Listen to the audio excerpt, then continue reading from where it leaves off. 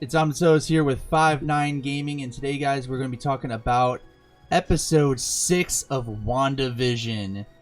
Before we start, of course, as always, massive spoiler warnings, for we will be going in depth with big key points from this week's episode.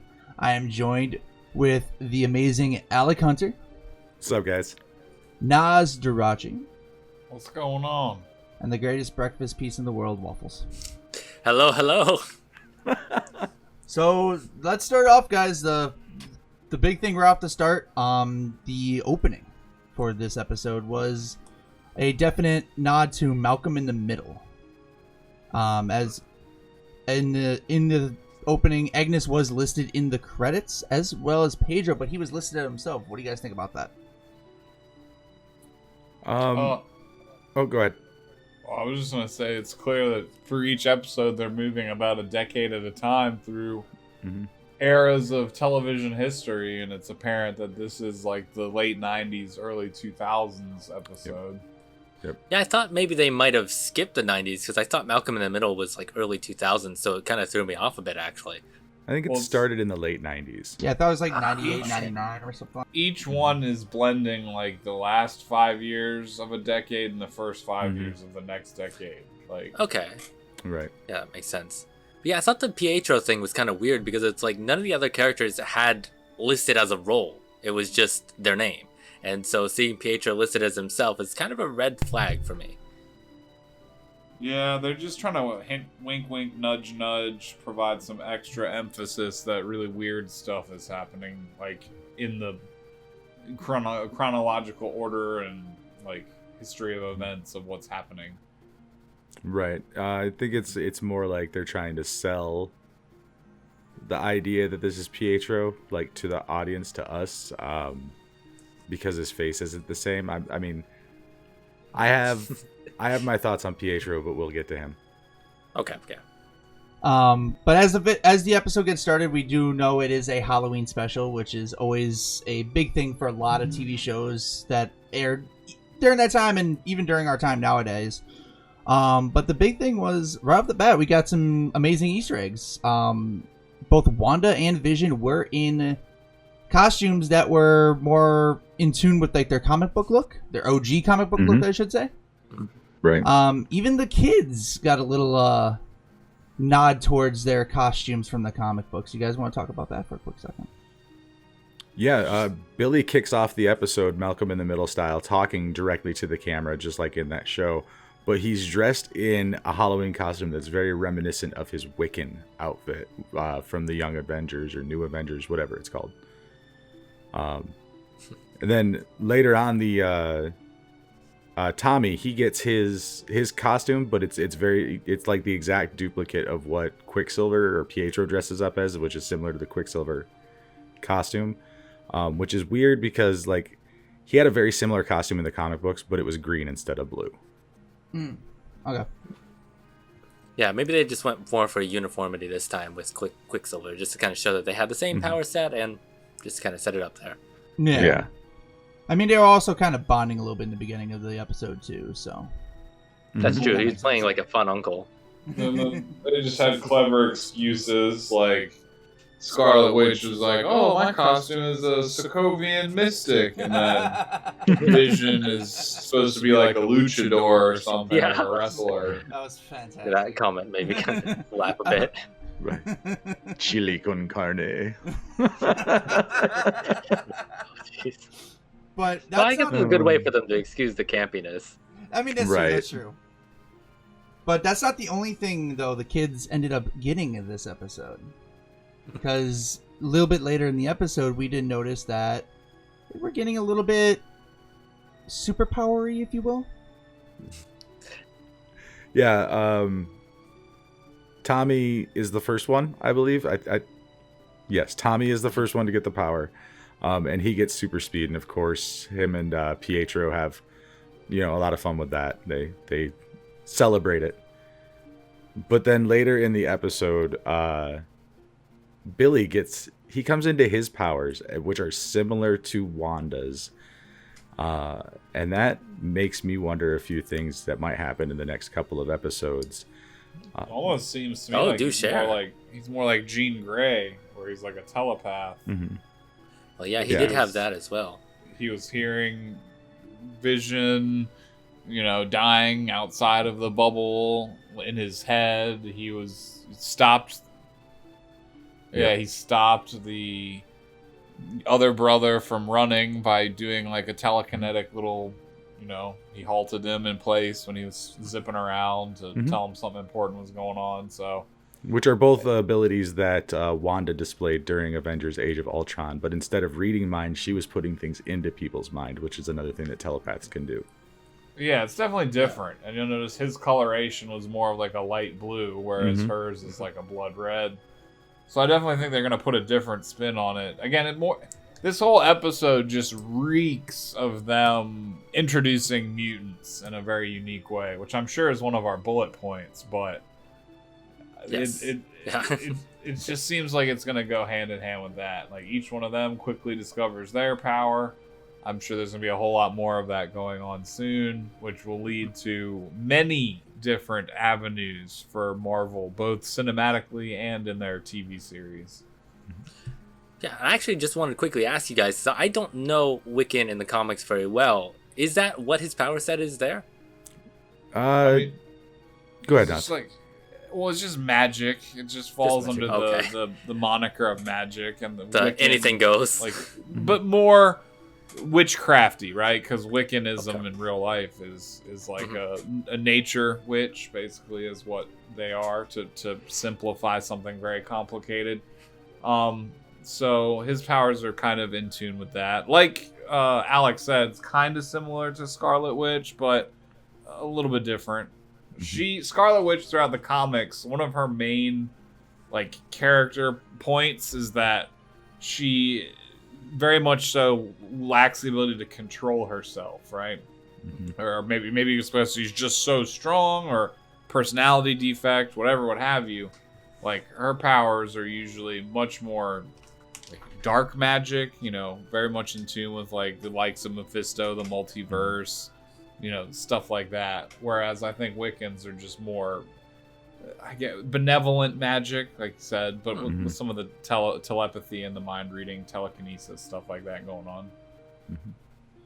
So Okay, cool. Makes sense. a little bit during that same scene though, when Quicksilver was getting the kids a little bit riled up at home, Vision came down in his luchador costume, quote unquote, and sort of betrayed what Wanda, I guess, had in mind for them that evening, by saying that he was actually going to be part of the neighborhood watch for the trick-or-treaters. Even to the point where then Wanda was like, that's not what you were supposed to be doing. And sort of again, sort of emphasizing from last episode that she doesn't necessarily have complete control on Vision's thought process. What do you guys think on that one? He, out of everyone in the town, Vision, and potentially maybe the kids and Pietro now, they're the only ones that she's allowed free will, right? Vision just goes along with it because he had his memories wiped since, I would assume, right before Thanos showed up. He has no memory of, or even all of it. It doesn't seem like he really knows who he is, right? So Yeah. He's definitely had, some type of memory wipe, but he still retains his free will.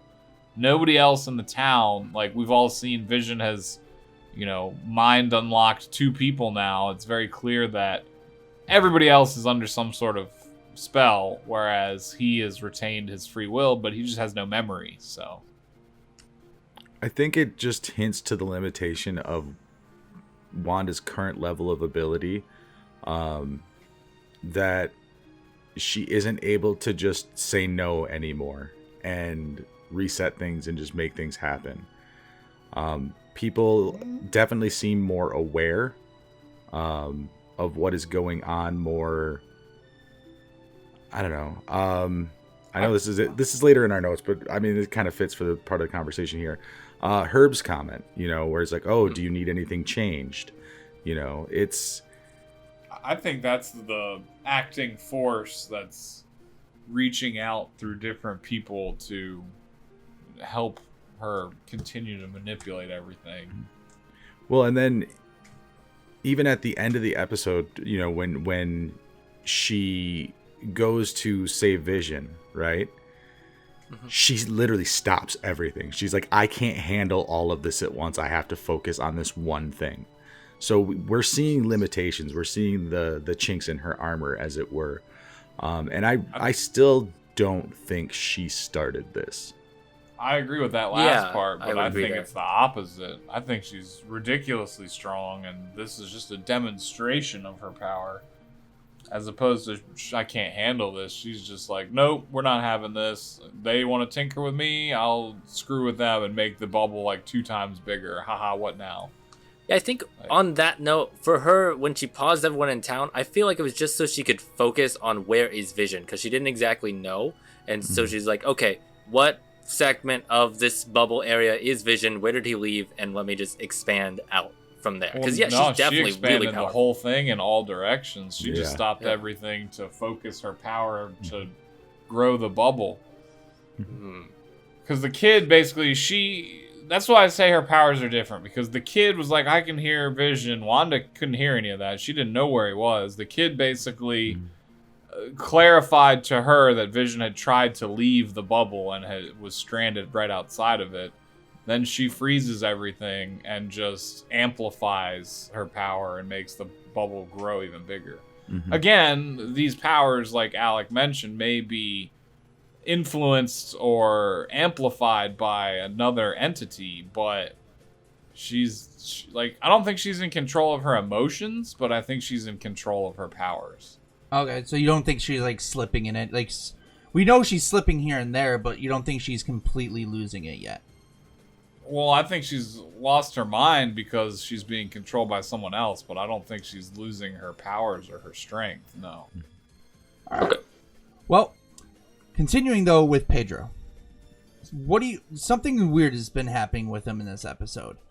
There was multiple times where he sort of broke a little bit of what Wanda's thinking of sometimes. Sort of with the asking her like when she asked him where his accent went, asked where her accent went, and then even when they're out walking around, the big things that came up where he screams, "Raise hell, demon spawn."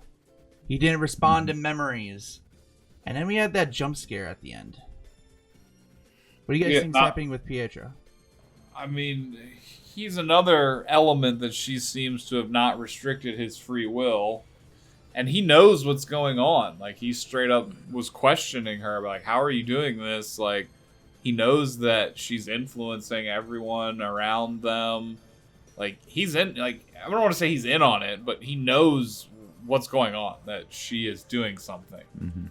And she explains that she doesn't even know how she's doing it, which I think leaves room for, whoever else is behind the scenes controlling things a little bit better. But yeah, he definitely knows a lot more than the average townsfolk around them. But I don't think either of them themselves even has a real grasp of what the heck is going on. Yeah, I kind of want to jump and piggyback on that point, because I definitely, as much as I hope that it is actually Quicksilver, I have a feeling that it's not. Because for me, when he recognizes you're testing me and then refuses to answer that question is a huge red flag for me. And then also, I feel like he's kind of the same level as Agnes is in this, where and that kind of leads to the Agnes theories about I feel like he's just an element that is trying to control this whole situation, or something made by whoever is controlling the situation. Because even last episode, Wanda didn't make him come here. He just appeared while Vision and Wanda were fighting. And I don't know. Well, he kind of said in this episode, he said, the last thing I remember is getting shot up in Sokovia, basically during Age of Ultron. And then he's like, and then I remembered waking up here. And he's like, I heard you calling me through the darkness, and I came because you needed me, and now I'm here. And he's like, I have no memories of anything in between from that to the other.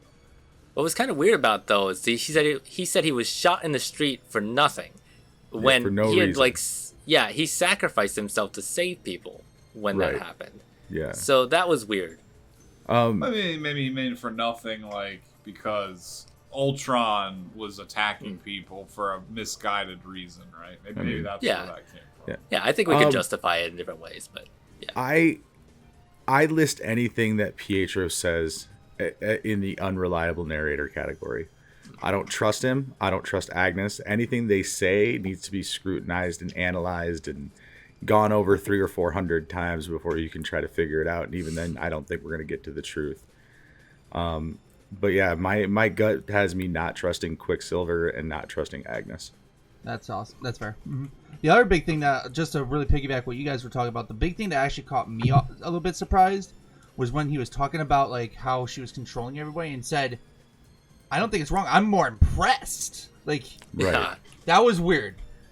Like he's egging her on, trying to, you know, show some approval while also at the same time trying to figure out how it's done, which is another reason why I don't think that it's Pietro. Yeah. Yeah, and he's also like aware of the part he's supposed to play, whereas Vision isn't totally unaware, and like and completely has his own free will in that case. Versus, yeah. So I mean, we already hit on Herb, so I'm gonna jump up ahead a little bit here and go talk about that commercial, because as always we got another commercial, and this time it was actually very terrifying one in my own opinion. But but Claymation does that. But Claymation does that to you. But it was for Your Magic Yogurt. And Your Magic. You want to, Alec? I want you to talk about this one a little bit. And what are your thoughts on the little tagline, "Snacked on Your Magic"? Okay, so everybody put on your Alec Hunter crazy conspiracy theory caps here, but I'm starting to think that the commercials are telling us what's going on. Like, I still need a little more time to figure out the exact like meaning of each commercial, but like if we look back at the toaster commercial from episode 1, she's putting 2 pieces of toast into that toaster, right? And then like the Lagos towel commercial, it's absorbing things. And then the shark who specifically says the line, like after the kid's like, well, what did you do after you were starving? He's like, I snacked on your magic. Like that just screams to me like this is what's going on. Like the whole reason that Billy and Tommy exist is to fuel Mephisto or whatever other entity that it is that they use to describe what's going on. But it just really feels like that was so on the nose with how they did that. Plus the kid, the Claymation kid, kind of looked like Billy with wearing the red and had the brown hair. If I'm not mistaken, the first commercial was Stark. Then there was 2 Hydra ones. Then what was the fourth one? Well, there wasn't technically a 4th one because the 4th one was the real world episode. Yeah, getting us caught up with the real world. Yeah. So there wasn't a commercial in that episode. In the 5th episode, we had the Lagos towels commercial. Okay, so that was toaster, watch, soap, Lagos towel, then the one we had now. And snack on your magic. Yeah. Okay. One for Stark, 2 for Hydra, and 2 more for question mark. So if we follow your train of thought with this theory, the idea is 2 things have been put in the oven to cook. Second time, the watch that needs time to cook, I guess. Yep. Third one, they're escaping to a dream world. Well, with the whole point was to let go of your responsibility with the Hydra soap commercial.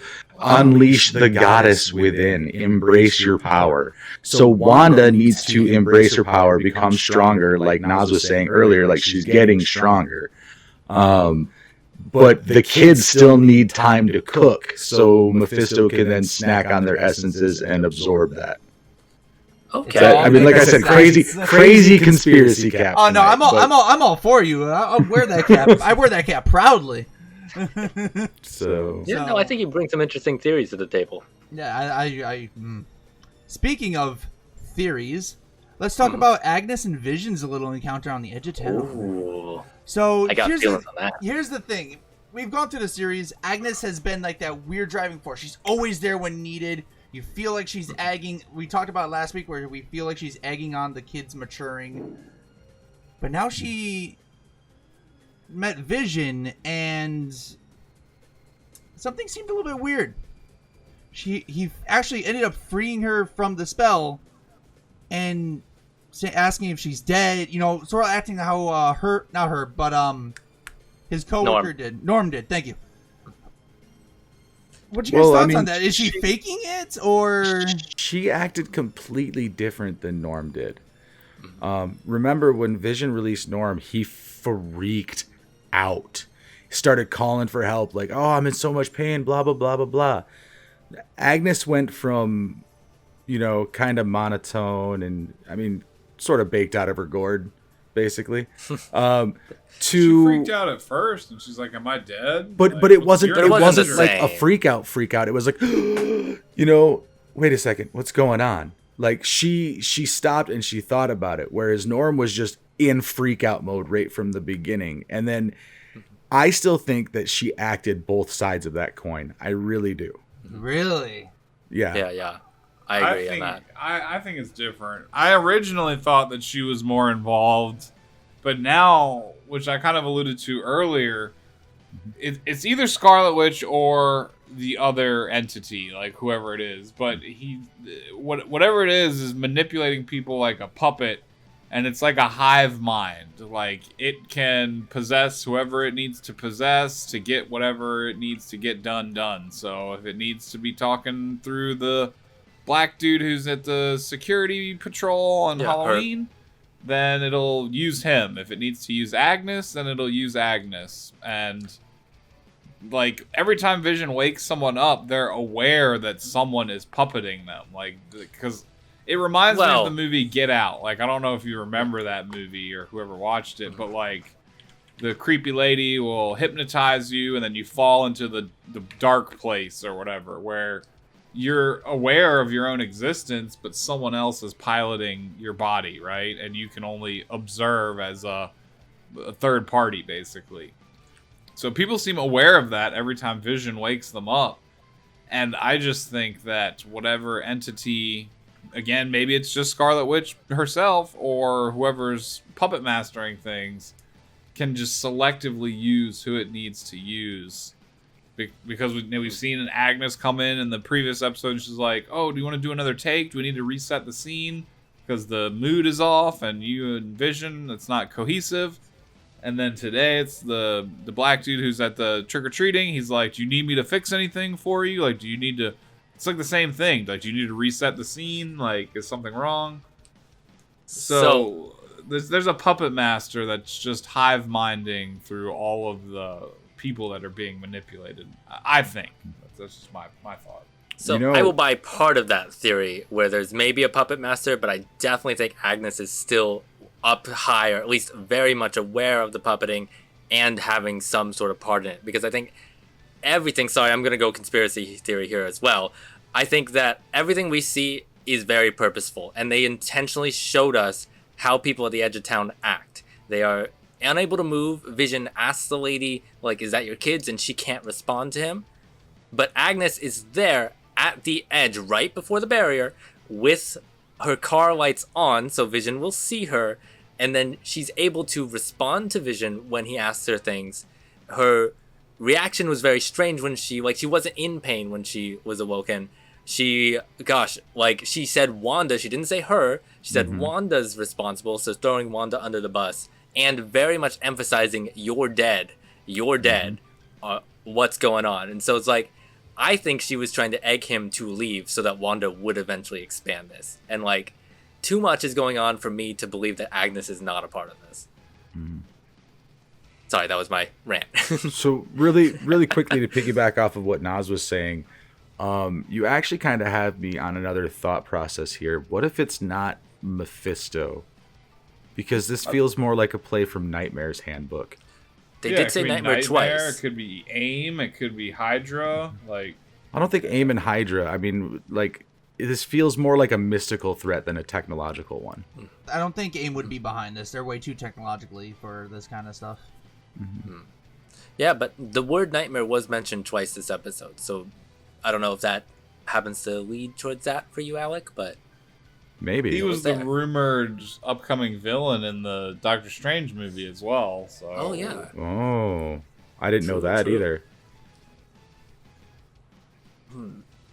So, yeah, then I'm leaning Mephisto or Nightmare. Yeah. Oh, yeah. It's definitely got to be one of the more mystical enemies than anything else, especially since this does tie in to the second Doctor Strange movie. Right. So, but we did get a little bit of a more hint towards Monica's powers developing. While Monica, Jimmy, and Darcy were hacking into Sword's computers, they noted Darcy did bring up saying that she can't go back in because they have her blood work and her cells have been changed now twice. I actually want to bring this to Nas here because you think this is leading towards the creation of mutants. Yes. Well, all right. So Monica Rambeau specifically, first appearance was in Captain Marvel. She's also been featured in Photon, Pulsar. Like, she has powers. Like, she's a superhero with powers, right? And they've now introduced her, as a spin-off. She's the grown-up version of the little girl that was in the Captain Marvel movie that was friends with Carol Danvers, right? So this seems to be like a shoo-in for multiple things. Like, not only just introducing more superheroes, but more specifically mutants, right? Because Darcy very quickly flips the screen around. He's like, he's analyzed your DNA. It's being rewritten at a molecular level. And Monica just kind of brushes it off like, oh, I don't care. I'm going to do what I'm going to do anyway. And then we see the hex expanding, which basically implies that a lot more people are going to be affected. Like, the people who shot the show, like, set up the shots, like, specifically put in those scenes where the hex is expanding, like, sucking people in, right? Mm-hmm. And Darcy herself is even one of them because she's handcuffed to the front of a Humvee or something right there in the front lines. So I think that this, especially with them introducing Pietro and now this, it seems to be like a shoo-in as the precursor for them to introduce maybe not all of the mutants, because again, you could technically say Captain Marvel is a mutant because she was human and then a piece of alien technology exploded and changed her DNA. Well, that's a mutant right there, right? Previously, they've called them enhanced individuals in the MCU. So obviously we know some of them already exist. Like, hopefully Xavier and Magneto like pre-exist, so they get the proper backstory if they end up going this route of introducing like X-Men specifically. But it seems to just be a very convenient way to shoehorn in mutants into the MCU, which has been a long time coming. We even talked about that in our last episode we covered this show, or at least the one that we did the theory video for it. So I'm thinking mutants and a good number of them, because now there's going to be like, a whole percentage of a state, a whole city, and then whatever else got absorbed as the hex expanded, and they're going to need representation. They're going to be their own class of people now if they're all mutated, start getting like random powers. So 3,000 people in that town or something, right? Yeah, well, and then that's before the bubble started expanding. Right. So yeah, we don't know because it ends just as the people are as Hayward's getting away. Yeah, like the next episode could open up and it's like taking over the entire state of New Jersey or something at this point. Like, we don't even know. So that explains mutants so much. They're just angry people from Jersey. Awesome. Yeah. Great. So I will be seriously disappointed if in next week's episode we don't see Darcy as a waitress. Yes. We need the Easter egg. Okay, so for those who don't know, Kat Dennings was on a sitcom in the mid 2000s, I think, called Two Broke Girls, where she played a waitress. So if they bring Darcy into the WandaVision TV show universe and don't make her a waitress, I'm gonna be super disappointed. Just stop watching. Just series over. We're done. Cancel your Disney Plus. I need to correct just a small error I made. Captain Marvel first appears in The Amazing Spider-Man annual number 16 in October of 1982. Really? So them shoehorning her in now under the precursor name of Enhanced can very easily be changed to mutants. And even the dude that's in the director of S.H.I.E.L.D. right now. Hayward, the director of S.W.O.R.D. they're aligning him to be very similar to William Stryker from the X-Men, like Stryker and Trask. Oh my God, Trask. Yeah, Oliver Trask. Where like you could tell like when he was speaking, he had like literal bigotry towards enhanced mutants, superpower inclined individuals in his voice. So. Sorry guys, need to derail for just 1 second before we wrap things up. Are we gonna talk about I think he could be a bad guy. Like the cataracts thing. When Darcy was when Darcy found the cataracts program, Nas, you saying that? What if cataracts is freaking Sentinels? There we go. Okay. Yeah. Yeah, I was like, bring in Sentinels to the MCU, dude. Yeah, ooh.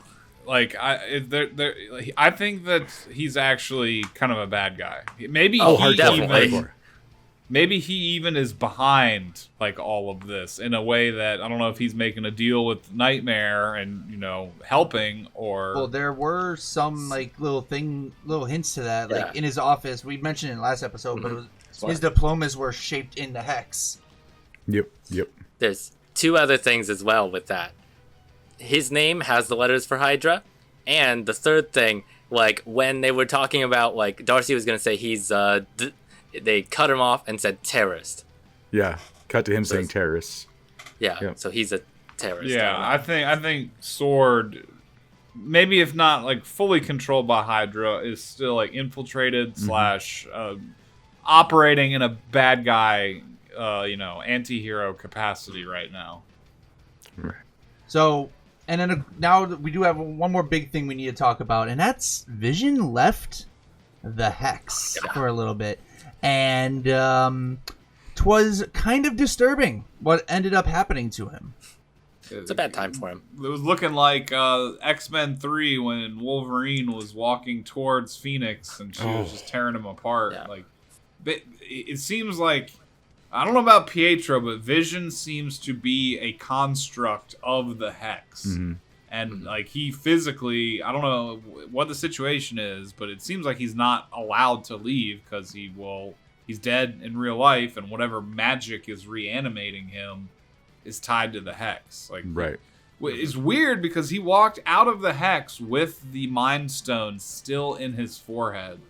Like, is that purely just a fabrication? Like, is she powerful enough to recreate the Infinity Stone? Like, I don't know what the ultimate ramifications of this are, but it just basically seemed like he tried to leave and he can't because he's realistically dead and a construct of the Hex. So did we just wrap back around to last week's Alex crazy conspiracy theory about reconstituting the Infinity Stones?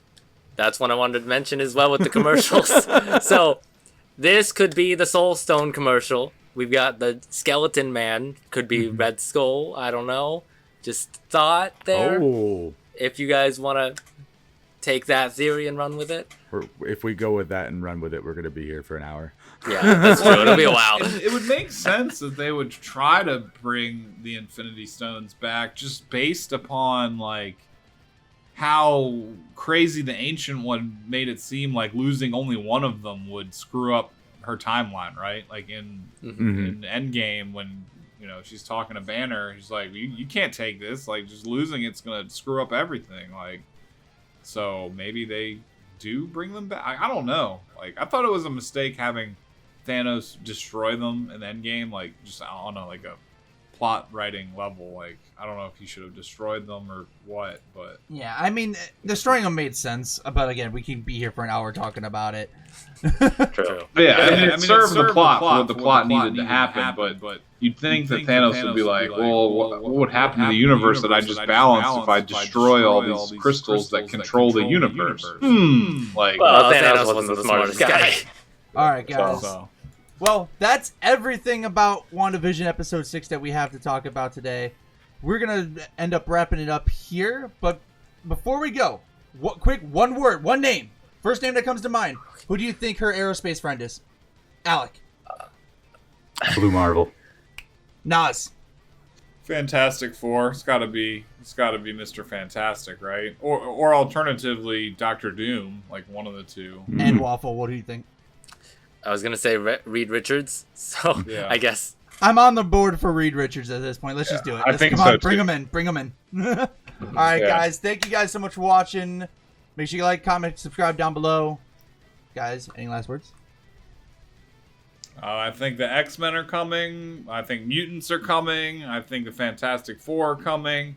And with that, we get low-level villains like Nightmare, Mephisto, and then ultimately, I really hope it builds up to like Galactus or Kang the Conqueror or someone really big. Like, because I mean, they have to one-up Thanos at this point, but they're gonna want to start a slow build like they did for Phase 2 and 3. So. I think they're making some big moves in the beginning, and then they'll pace it out, develop, let the story breathe, and then we'll get another huge climax, kind of like the end of Phase 4, or end of the Infinity Saga. So. All right, and with that, my name is Toast with Alec, Naz, and Waffle. We'll catch you next time, guys. Later. Peace out, everybody. See ya.